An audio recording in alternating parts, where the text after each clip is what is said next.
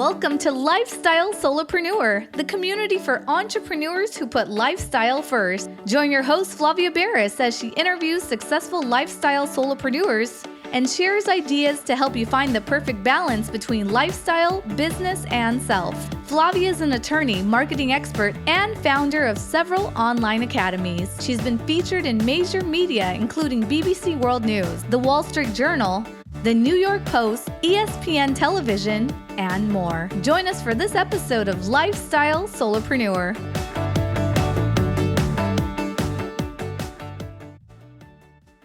Hey, Lifestyle Solopreneurs. Today we speak with Shari Rash. She has an over 17-year career in financial education. Over that career, she has seen how the lack of financial education and communication about money has negatively affected her whole generation. She is working to undo the taboo about money in a fun, comfortable, no-nonsense way. Welcome to the show. Thank you so much for having me. I'm happy to be here. It is great to have you on the show because your whole focus is on finance, which I just think it's this like under-taught skill. We don't have enough classes, I think, in elementary and high school, middle school that focus on these skills. How did you get to where you are? I would love to know a little bit about your journey and how you ended up making this your profession. Absolutely. And you're right. It's not talked about enough. We're not taught it. And that needs to change, which is what I'm striving to do.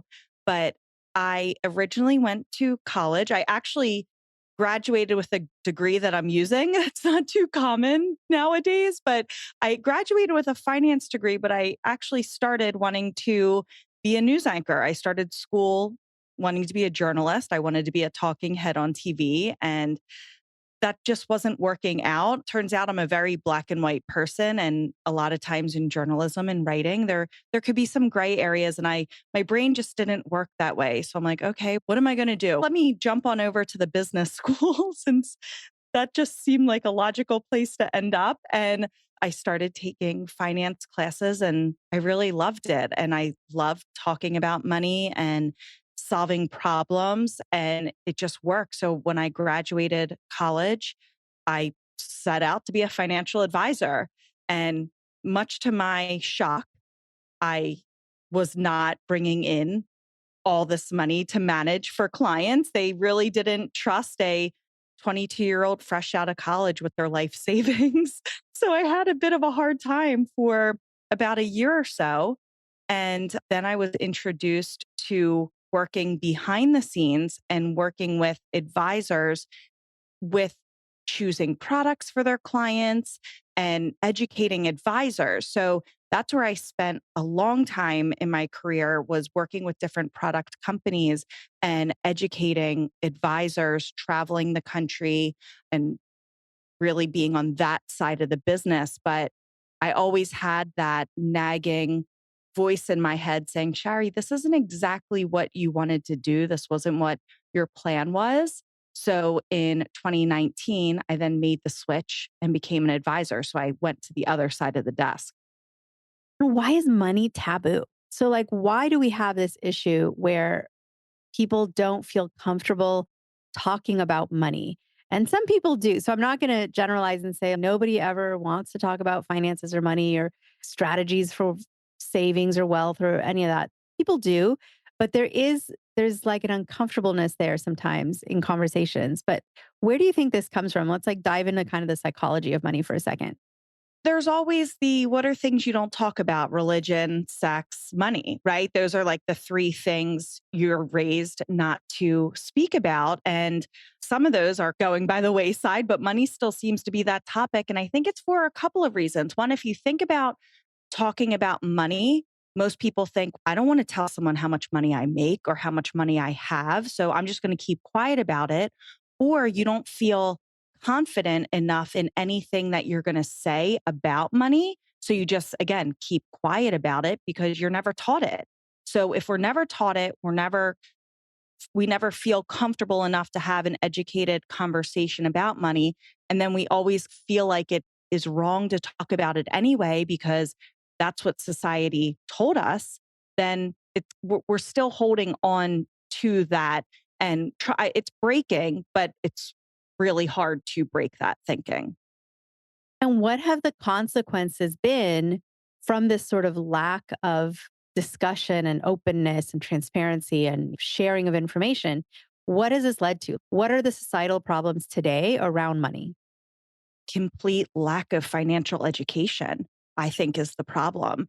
If a parent doesn't speak to their child about money and show them how to make smart financial decisions or any financial decisions for that matter, because it's taboo or because it's as a child, you don't need to know about that or it's personal information, then we're never educated on it. We're never taught. So then we then enter adulthood and we're somehow expected to just know what to do with money, which isn't fair and it's completely unrealistic.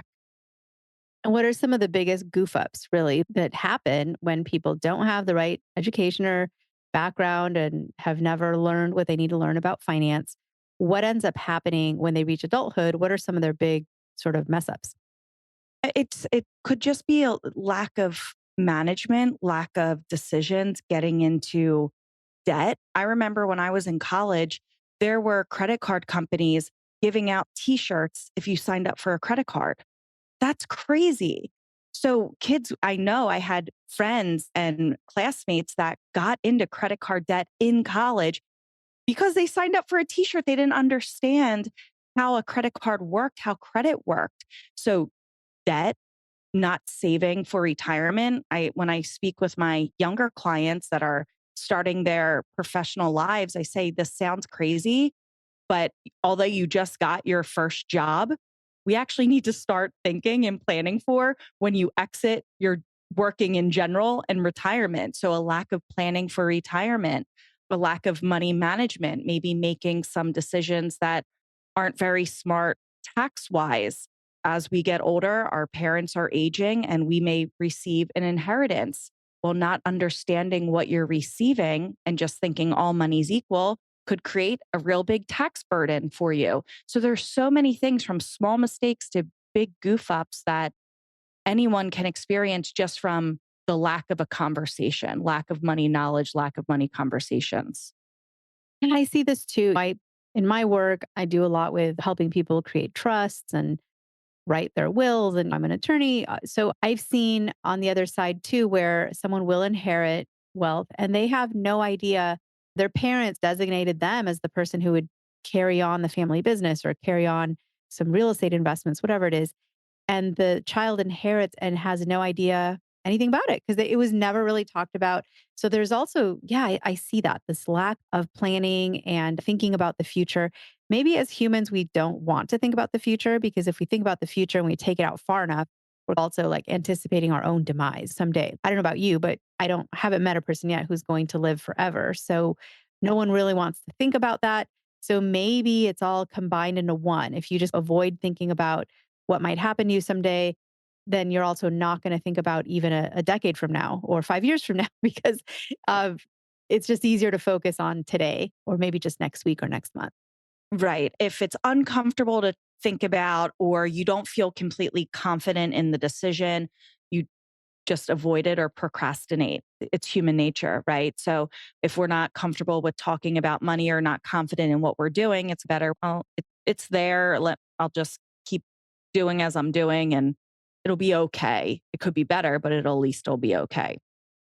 So those of us meeting you today, we're thinking probably one of two tracks. Either, wow, I actually want to have a career in finance too. So we'll talk about your career, what it's like to work in finance, to work in what you do. And there's people listening who may be interested in that as a career path. But then also there's a lot of probably the majority of people listening going, oops, I haven't done enough planning. I really Mm. haven't I fall into that camp of head in the sand. I don't want to think about the future because it's scary and uncertain. And why think about it when there's so much going on today to focus on? So let's do the first track first. What is it like to work in your field? What is like an average week in your life? What does this type of work entail? This work, there's different routes. Every financial advisor you meet is one financial advisor. Every financial advisor can run their business or the way they work with clients so differently. And so as far as I go, I spend a lot of time meeting with my clients and educating them. doing true financial planning. So, talking about something as simple as how much money do you want to have in your checking account? What makes you uncomfortable? All the way till who are your beneficiaries? How are we going to plan for retirement? Do you have enough money to retire? And everything in between.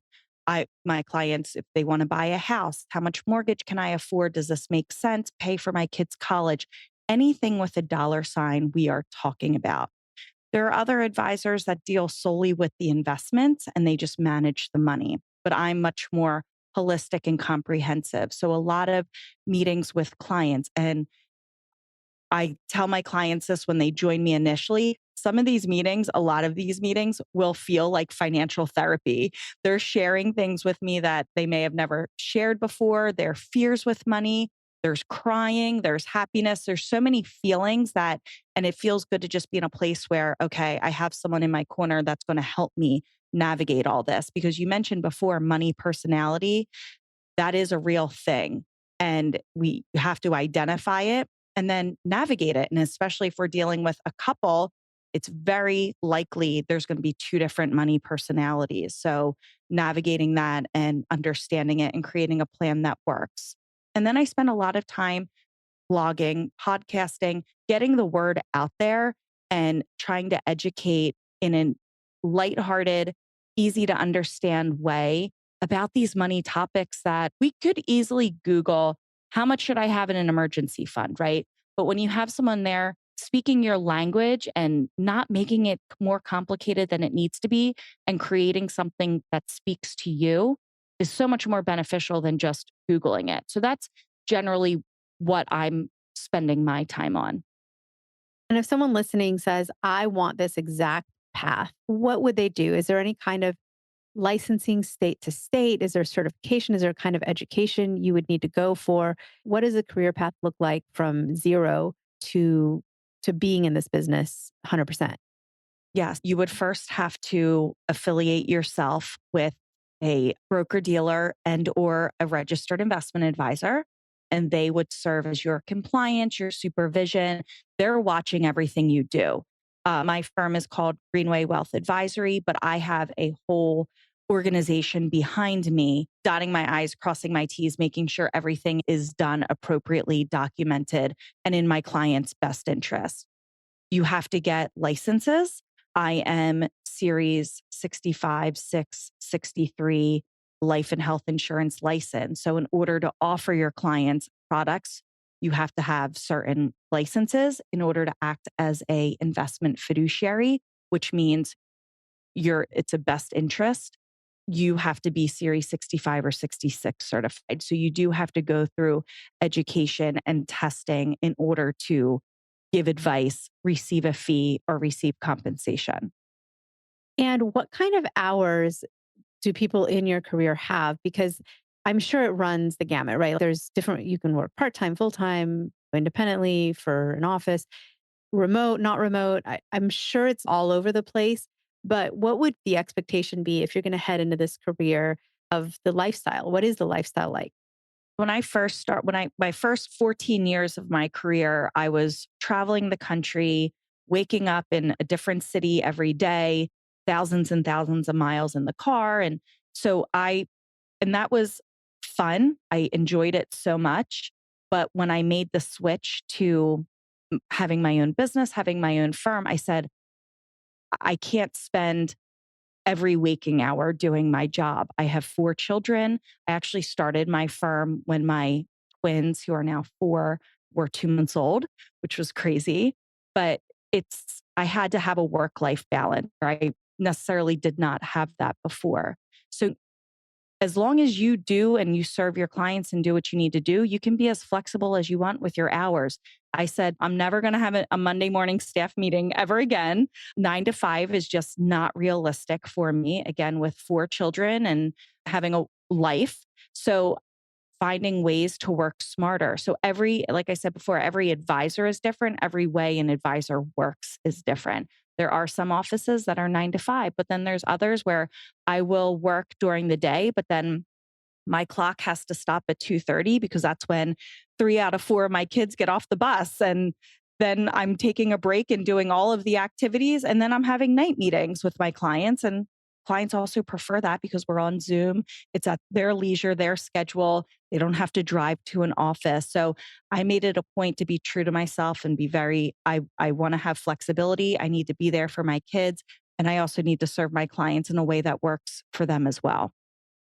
So, switching to the other track, which is a lot of us listening are thinking, I'm not doing enough with looking at finances, planning for the future, all the smart adulting tasks that we should all do. So, question for you, why do you think so many people don't consult with someone who's a financial planner? I would think if you walk out any group of random people and say, raise your hand if you have a go to financial planner, someone who you know very well and you meet with regularly. My guess is that not all the hands would go up. And I don't know what that would it be half the room, 20% of the room? I'm sure the statistics in your industry, how many adults have a financial planner and versus how many don't? And why do you think there's a barrier there keeping it from being 100% of hands raised? That's a good question. I'll throw out a fun statistic and I wish I had it exact, but I believe about 70% of people would rather go to the dentist than meet with a financial advisor. Oh no. Whoa. Wait, you come beyond like dentists are above you in like people's desire to go Yeah. see you? Yes. So if that kind of explains the mentality of talking about money or meeting with an advisor, I say I strive to make my meetings way more fun than that. And hopefully my clients look forward to meeting with me. And my clients are not part of that 70%. But yes, it's pretty bad. And again, does it come back to money's taboo? It's uncomfortable to talk about. I feel inferior with the decisions I'm making. So I'm so embarrassed to even speak with someone about it because I think I may have been making the wrong decision. So again, it's better just to ignore the problem.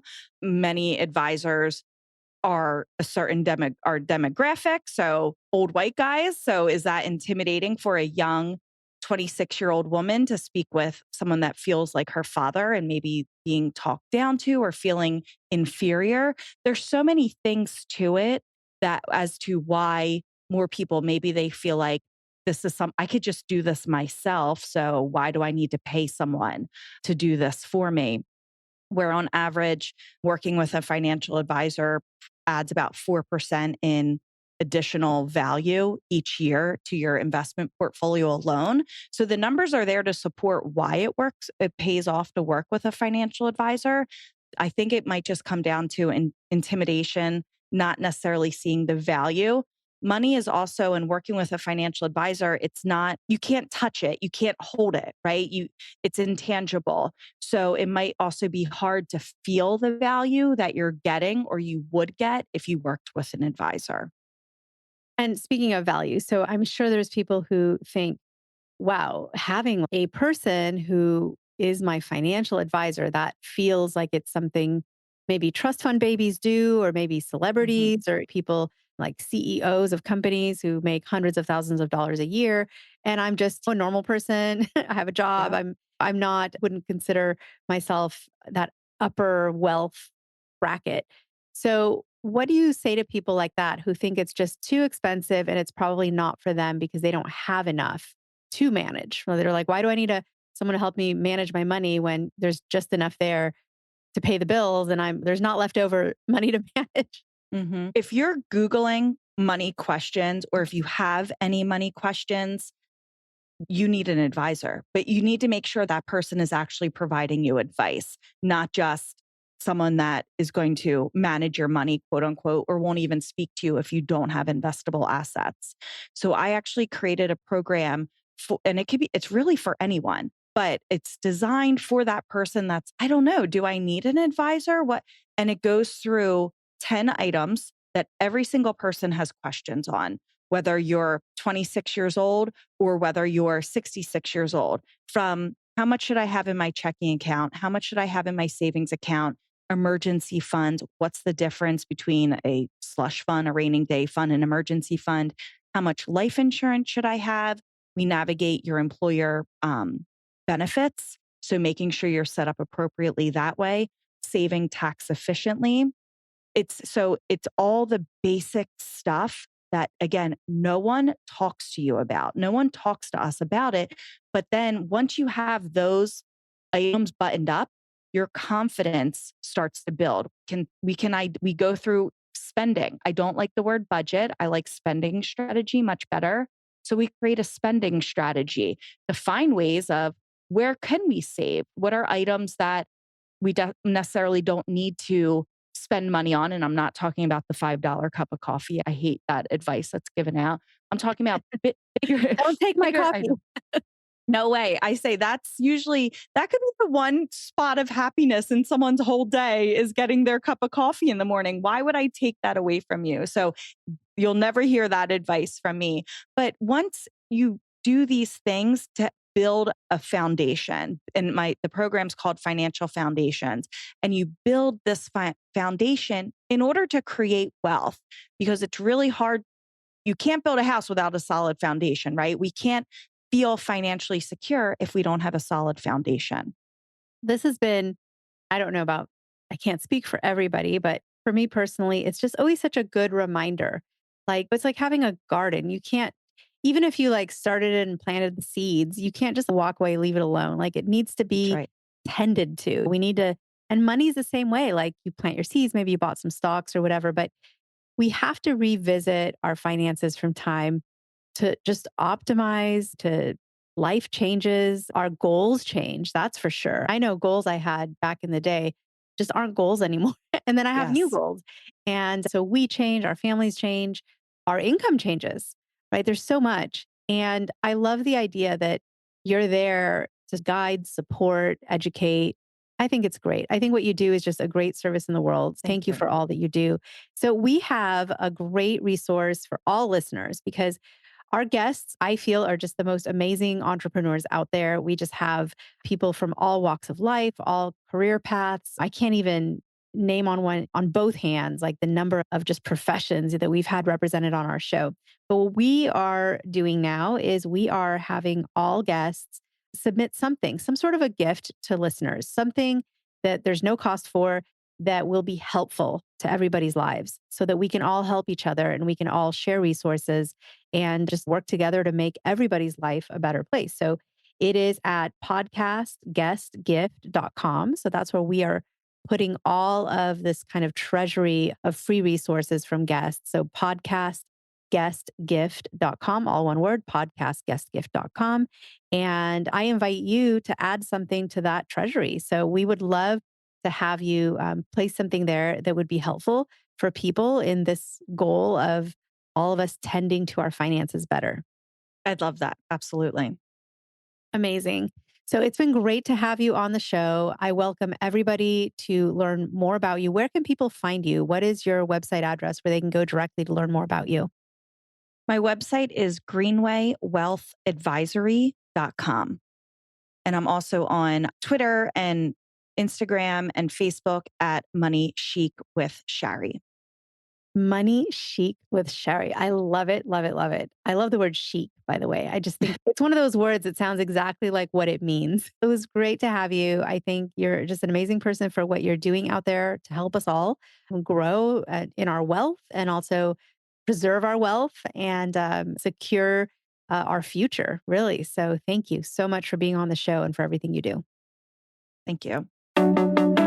Hey everyone, thank you so much for joining us, and I hope you enjoyed the show. Don't forget to subscribe to this podcast, and if you leave a review on iTunes, I promise I will read every single review. If you know someone who makes a full-time living from part-time work, and maybe this is you, please visit lifestylesolopreneur.com to nominate a guest or to nominate yourself. Because remember this, money doesn't buy happiness. But money in the hands of a happy person, there is no greater tool. Today's episode was brought to you by the Get Shift Done program. It's a lifestyle-changing online class to help you define your business and lifestyle ambitions and to set goals in a way you've never experienced before. This class will 10x your daily productivity with methods that will blow your mind. And if you use the coupon code podcast, the class tuition is 99% off. Visit GetShiftDone.com to enroll today.